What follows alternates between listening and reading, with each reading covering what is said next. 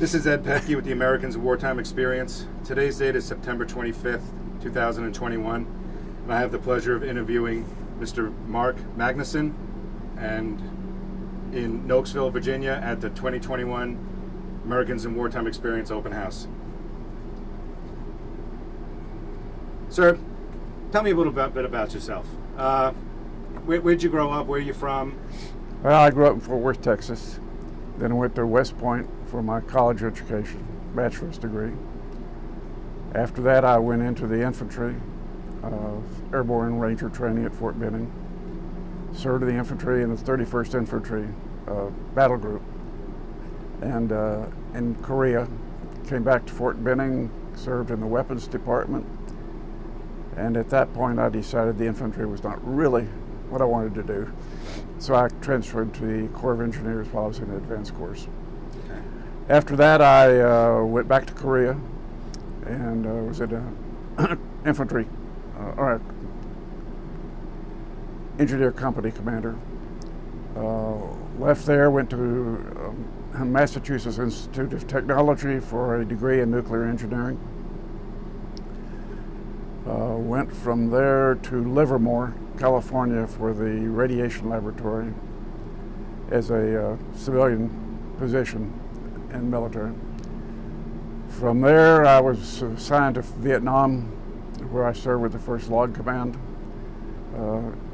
It's interesting that the regs at that time said after you serve an assignment like I was in at Livermore, you're not supposed to go where the commies can get you for 4 years. And that would be so you have they for 4 years, but they said for me they'd make an exception. They sent me on anyway. There's always an exception. Yes, there is, right. So I served in the 1st Log Command in the engineer section, came back to Fort Belvoir, into the nuclear reactors group, was the OIC of the SM-1 nuclear power plant at Fort Belvoir. Moved from there up into the staff. In 1975, I went to Panama to be the OIC of the powered barge Sturgeous, which is another nuclear plant. Closed that plant out in 1978, came back, served at Fort Benning again with the power group now. They change their name all the time. And then I went to, retired in 1980. Okay. Very long and storied career in the military. In the military. Yes. After that, I sort of went with some of my soldiers, and we formed a company to do base operating services eventually. Okay. Did that for 12 years, and I moved on to a computer company that was located here in Manassas. Was there as Wynn Laboratories was a computer company.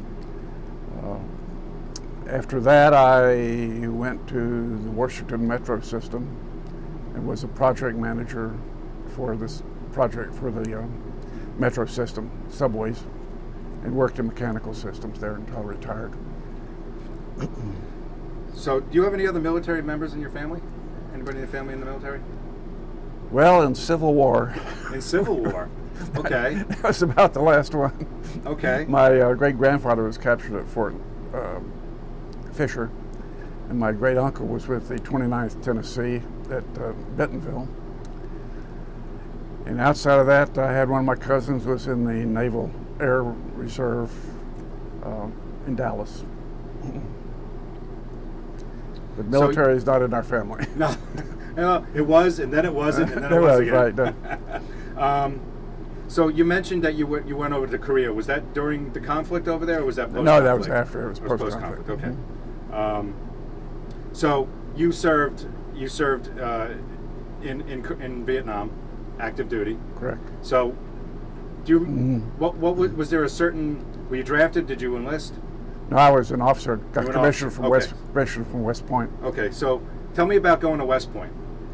What was that like? Well, I'd started trying to go there in junior high school, and then I wanted to go to Annapolis. I changed my mind because there's an Annapolis grad across the street and a Navy doctor next door. Okay. But then I flunked the Annapolis physical exam because I am colorblind. Oh, okay. And the Navy cared about that because they say you don't want to run into a ship. So I didn't make that one, that. but I applied then for West Point. Okay. And they didn't care if you could see colors, and I got in there. Okay. And had a good 4 years. I enjoyed it myself. So was the vetting process to get into West Point back then as stringent as it is now? Did you need the letters of recommendation from high ups? And yes, you had to have a appointment. Okay. From one of some political individual, and I got mine from Jim Wright, who later became Speaker of the House. Okay. And I was his first alternate. His main appointee was a friend of mine from the ROTC. Okay. He got in, and I got in as a qualified alternate. Okay. Superintendent's appointment. What was your impression of West Point itself? Oh, it's great. I still go back there. I just had our 60th class reunion several years ago in 2019. So I know I've been to West Point, and it promotes images of an old fort, a lot of granite, a lot of stone, and it's kind of overwhelming when you first get there. Did you find that to be the case when you got there? Is you're coming from Texas, and now you're in upstate New York, in the mountains, and you're at this what looks like an old Civil War fort? Well, my first recollection of Beast Barracks, when we stood out in our first formation facing the plain in front of the barracks, and I said to myself, what the hell am I doing here? You probably weren't the only one.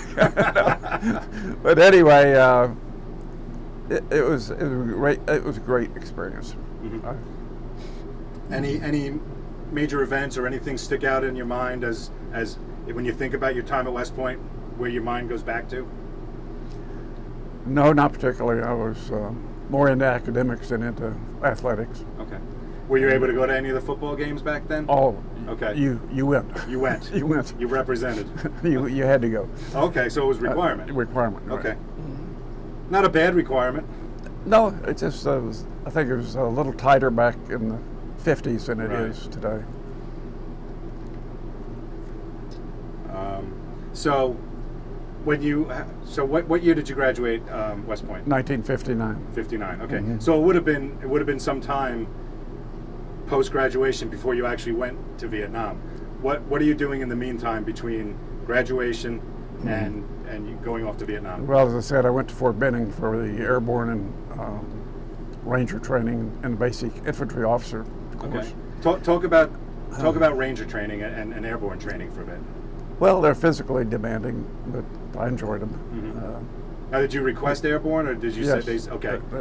Requested the training. Yes, made 6 jumps. That's all I ever made. Okay. Didn't make 6 any training more jumps. Yep. Okay. Or at Benning. At Benning, right. Okay. I enjoyed ranger training. Of course, we did it in the winter, which was not the best time to do outdoor training in the mountains of Georgia. But after that, I had the airborne training, which was fun, I guess. And then went from there to my first assignment in Korea. Okay. Was with the C Company of the 1st Battle Group, 31st Infantry, and at Camp Casey. And I served there for a year.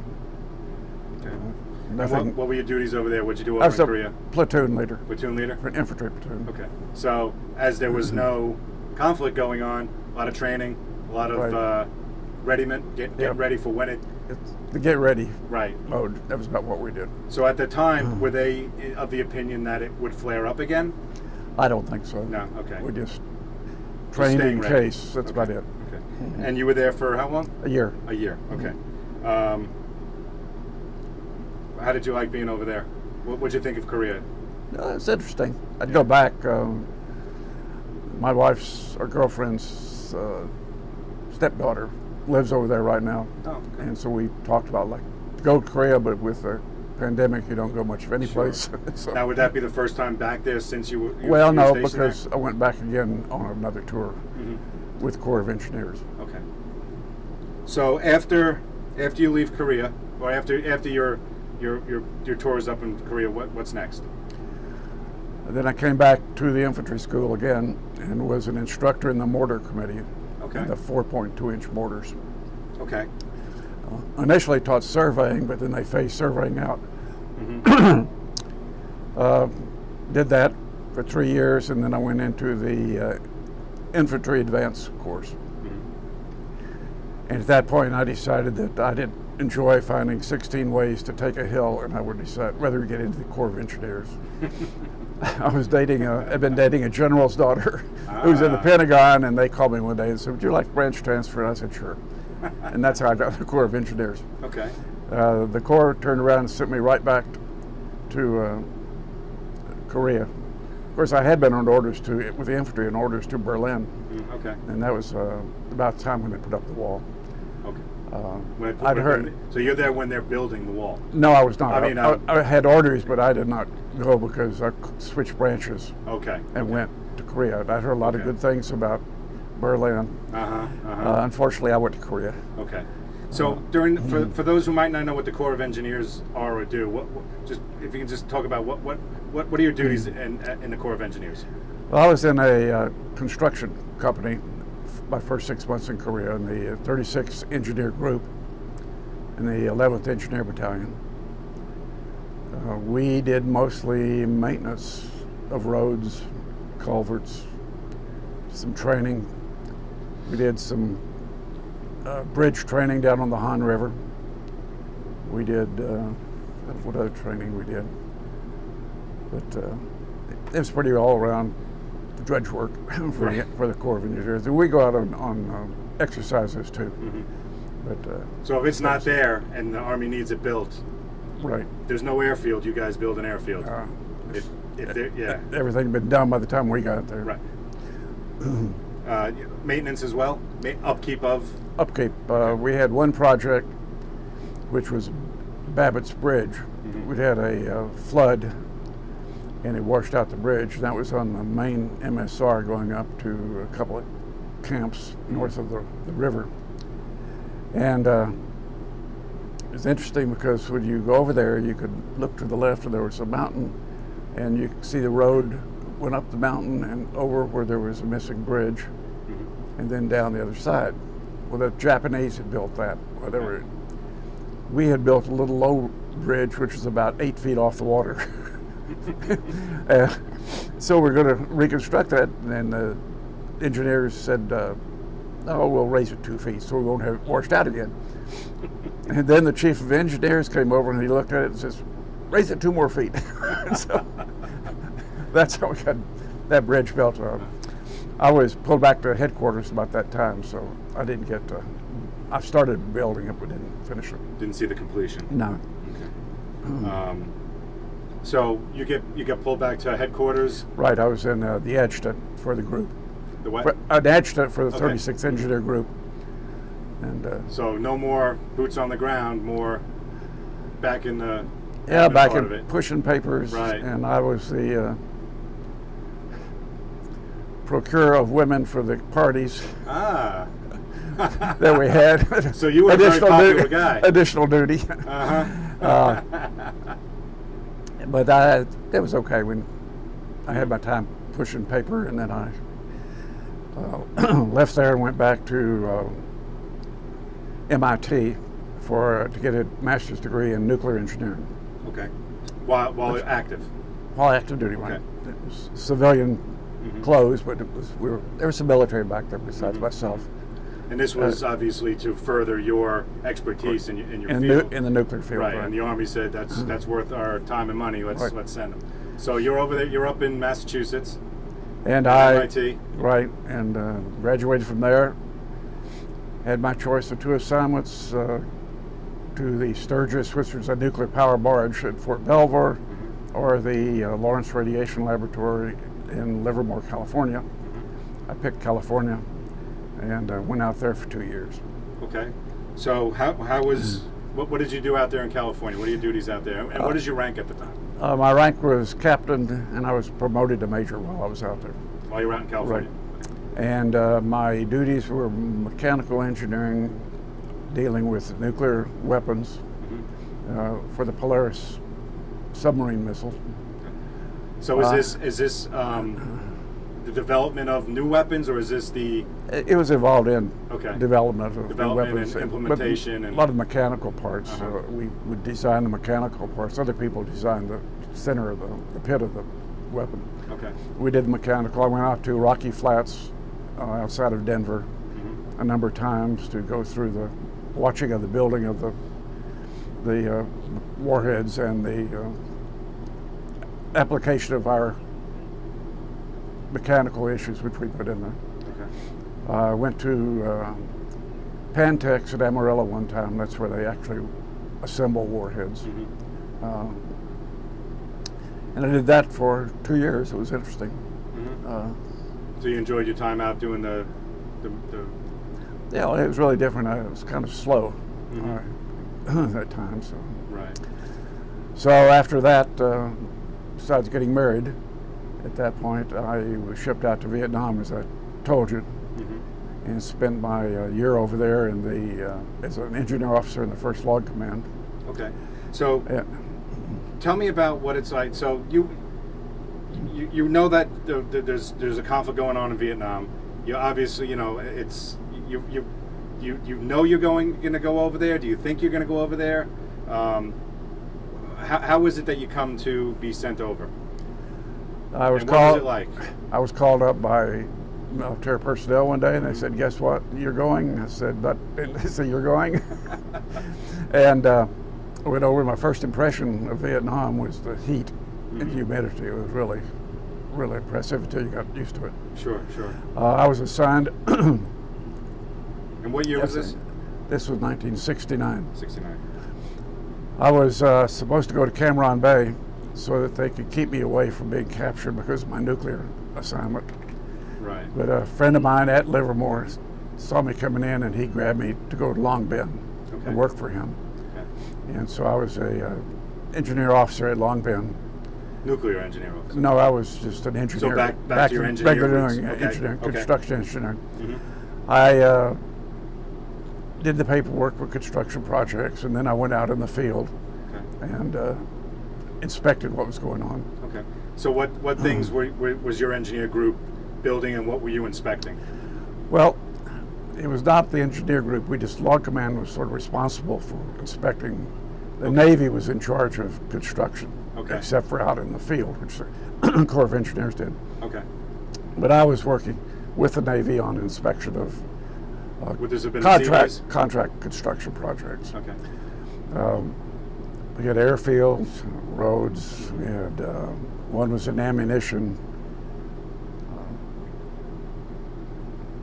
It was for weaponizing shells. Okay. And so forth.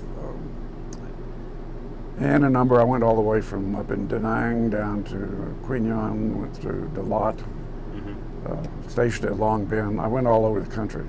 You see any combat operations while you were there? No, except for rockets being fired in on us. Okay. At Long Binh occasionally. But so on the base, they had rocketed your base while you were there? Occasionally, it wasn't a big deal. What was your impression of that?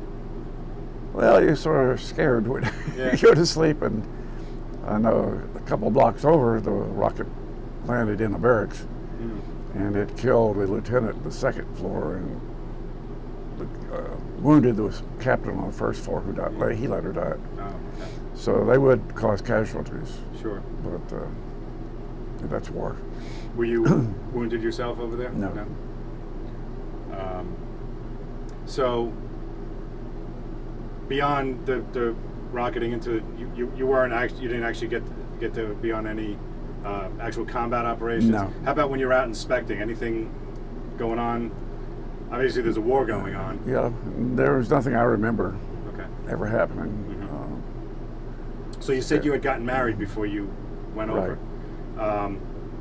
Was it easy to keep in touch back home while you were over there? Letters. They had telephone service, but it was tough to get onto. Sure, I'm sure it was popular. Yep. So. Okay. So mostly letters, mainly letters? Right. She had a medical issue at the end of my tour, and I talked to the doctor about that. Okay. And got a bunch of enlisted troops who were waiting for the phone ticked off at me. Hey. But, you know, medical emergency. Yeah. Anyway, so after that we went back to Fort Belvedere. Okay. and went to the nuclear group. At that time, it was the nuclear reactors group, came under the Chief of Engineers office. Chief of Engineers office? Correct. Okay. So what are you doing at this time now? I went to be the officer in charge of the SM-1 nuclear power plant. Okay. There. On Belvoir? On Belvoir. Okay. It was a training plant, but we also produced power for the post. So it was an active plant? Oh, yes. More for right. training. So you oversaw the training for there? Correct. Okay. And what are your kind of your day-to-day duties as far as what would a typical day be like over there? Well, going if there down, was a typical. checking everything to make sure the plant was safe. That was the primary project. Mm-hmm. It was just day-to-day operations and keeping the plant going, having maintenance shutdowns. Okay.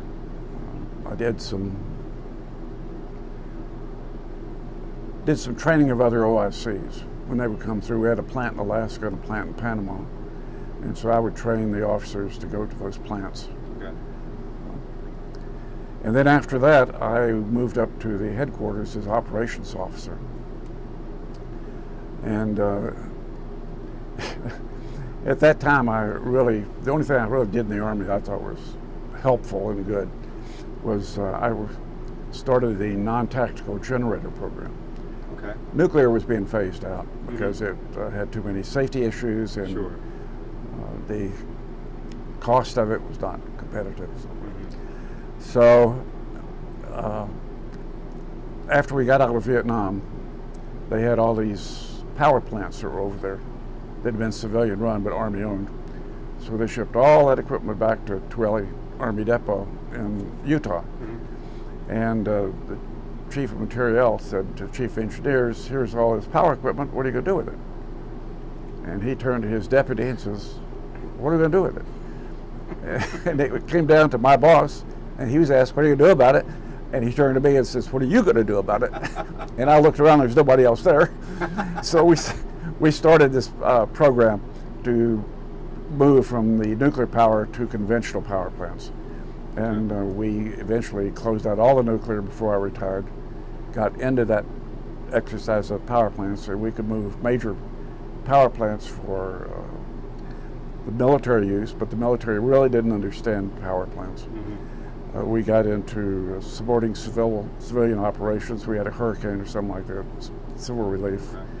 We got into supporting foreign governments, and just got a lot of things going, and finally they were actually used. And wartime was in Iraq and then in Afghanistan. Right. So I was proud that I had put that thing together. So that's, you say, you glance over a little bit, that's got to be some kind of major undertaking. You're going away from nuclear back to more conventional. Right. How do you dismantle, if you will, a nuclear power station or plant? Well, you decommission power plants. Yeah.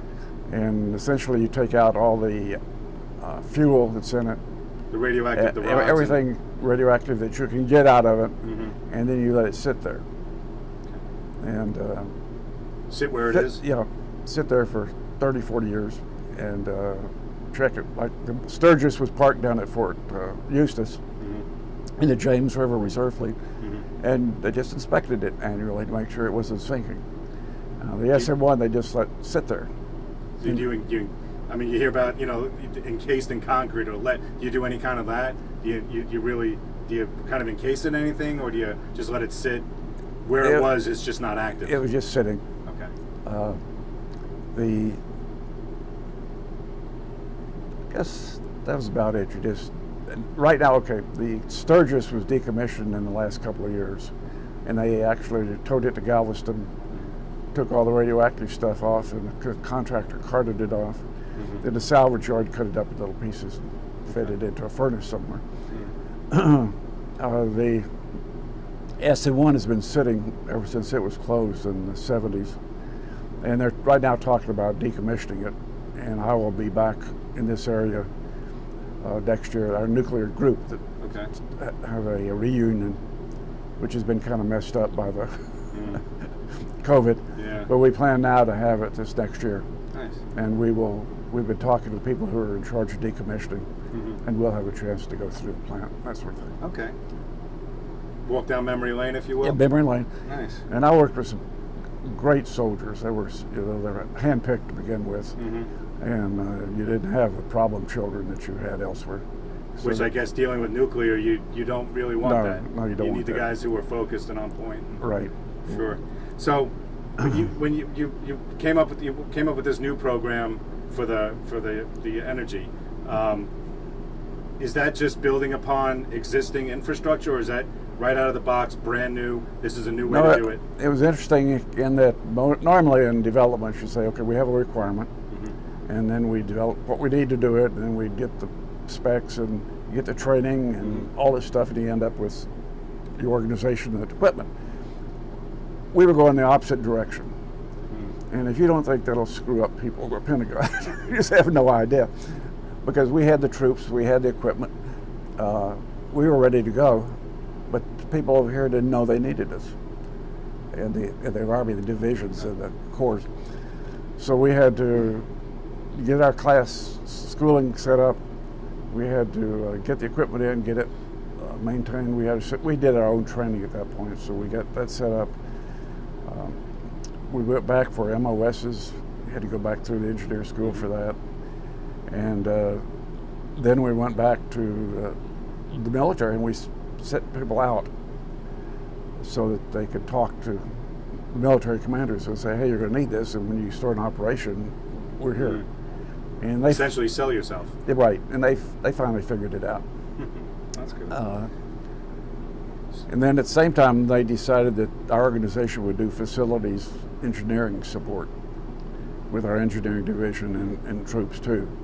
So we would go out to the facilities and we would work with power plants and power systems to help the facility engineer do his work. And we had outposts in, I think we had one in Korea, we had one up at Fort Lewis, and we had one at the Presidio, and then we had various places around. And so that's how we used our troops. So these power things, is it in the grand scale of what a nuclear power plant size-wise, or are these more portable, or these? No, these were portable. The big ones are about the size of a railroad boxcar. Okay. And you put 3 of those together with a control module. So they could be brought where as needed and where needed. Right. They could mobile. be moved on a. They could be moved on a lowboy. Okay. And then we had some gas turbines developed for us, which were truck mounted for 750 kW, and they could easily be moved around to support a post or something like that. Was right. Without Field power. Operations type Right. of a thing. Quick setup of a. Correct. Okay.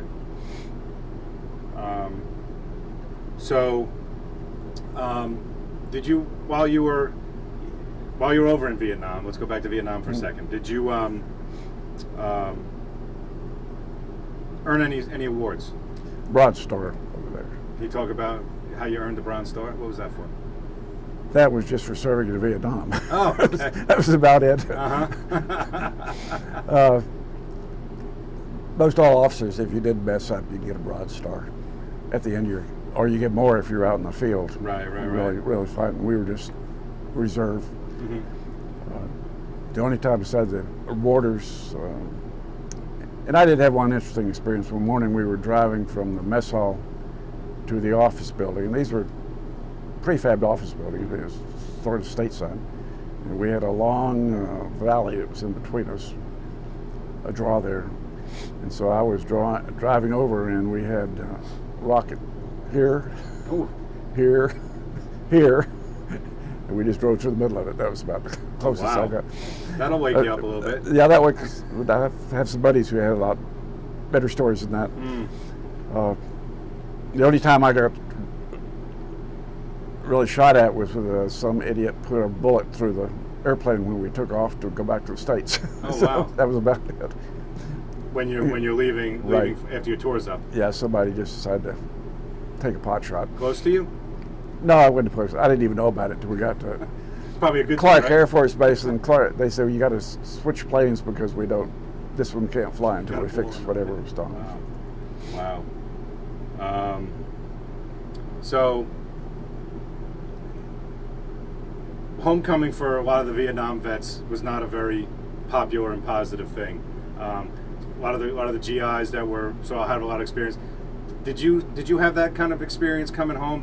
How was your coming home? Your homecoming from being in Vietnam, and where did you come in? Where did you land? We landed in I don't know which field it was, McGuire maybe. I don't know which one it was. At Airfield in California. Okay. And there was not friendly reception. Let's say that. Someone stole my hat. That was off your head? No, it was. I put it down and turned my back, and it was gone.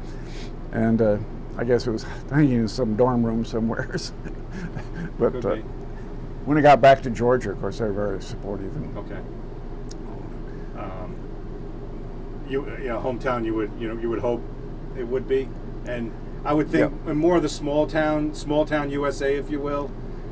I would assume that the reception is a lot different than places that are more populated and more. Well, I think there's a north-south relationship too, east-west coast. In the South, they're much more attuned to military service than they are in some of the other locals. In fact, my most hostile reception was when I went to MIT, and I was after Kennedy had been shot, and I had Texas license plates on my car. So I got a lot of weird looks and comments. So when you're at MIT, I would assume you're probably a little bit older than what the average college student would be over there. Right, but it was a graduate course. Okay. So do you fit in with your peers in there? I mean, you've got people there that probably don't have the worldly experience you had as far as military and being all over the world. But no, we're in a graduate course. Of course, you had older people in there. There were some Navy and Army folks that were in the same class. Okay, so you had some people of some similar. Right. And we had some excellent instructors.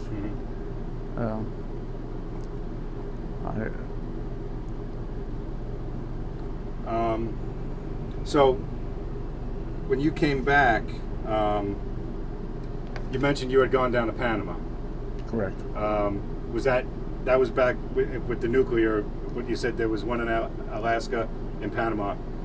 It was a nuclear barge in Panama. A barge, okay. It was that old World War II Liberty ship, which had been sliced into 3 pieces, and the middle part had been replaced by a nuclear power plant. Okay.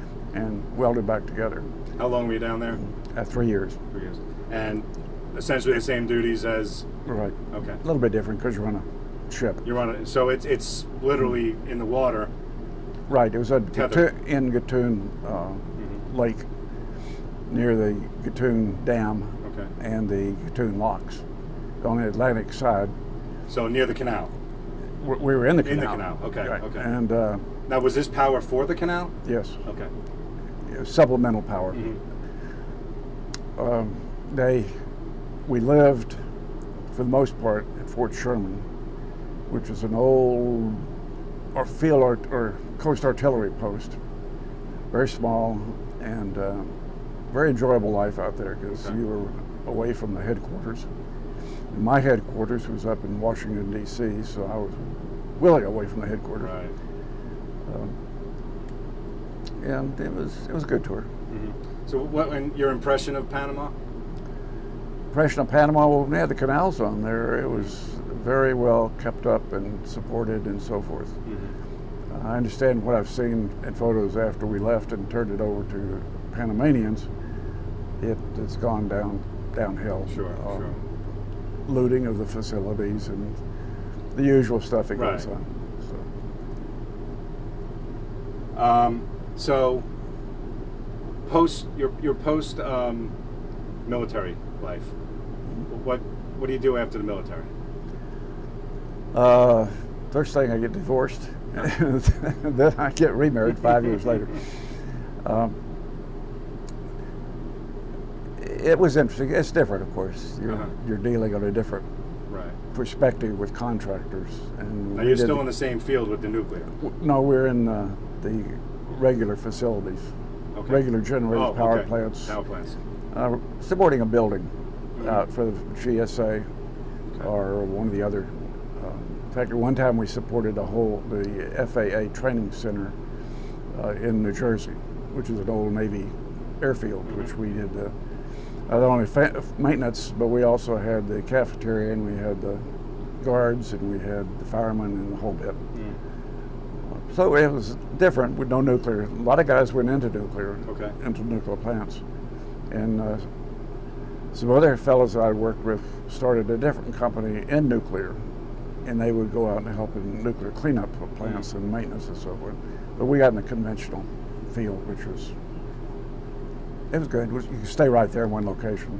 Right, and, not being sent here, there, everywhere else. No, we could take contracts sure. various places. You had a little more control over your whereabouts. Right.